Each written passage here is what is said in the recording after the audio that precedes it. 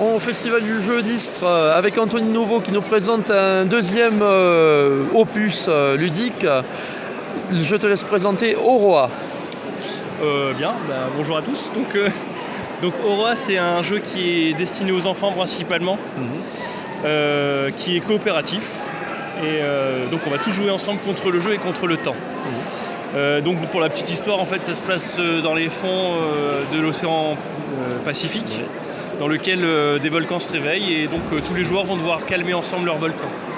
Le jeu, il est constitué en fait de cartes esprit avec un animal totem et un élément, et de cartes volcans du coup qui ont des contraintes et qui demandent certains esprits.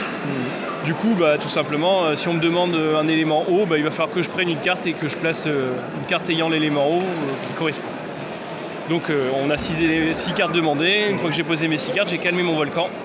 Sauf que j'ai toujours pas gagné parce que si mes camarades n'ont pas calmé leur volcan aussi, ça marche pas. Parce qu'évidemment, on commence avec un nombre de cartes, une main de cartes particulière et un volcan devant soi. C'est ça, on a 6 cartes esprit et un volcan chacun. Et du coup, il va falloir s'échanger le plus simplement du monde, une carte contre une carte avec les autres joueurs pour que chacun puisse répondre à ses contraintes. Alors évidemment, il y a une contrainte, c'est le temps. Voilà, en fait là c'est l'initiation, on va dire, il y a une partie d'initiation, et après on va rajouter du coup un petit sablier et des cartes qui vont permettre de gérer ce sablier là en fait, parce que les joueurs vont devoir sacrifier leur carte sablier pour pouvoir se redonner du temps et pouvoir poursuivre les échanges. J'ai voulu en faire un jeu un peu legacy pour enfants, un peu comme ça a été le cas pour Zombie Kids en fait. Et du coup, au fur et à mesure que les parties vont être gagnées, il y a une évolution de règles qui va... des contraintes supplémentaires qui vont être amenées, etc. Ça augmente la difficulté du jeu.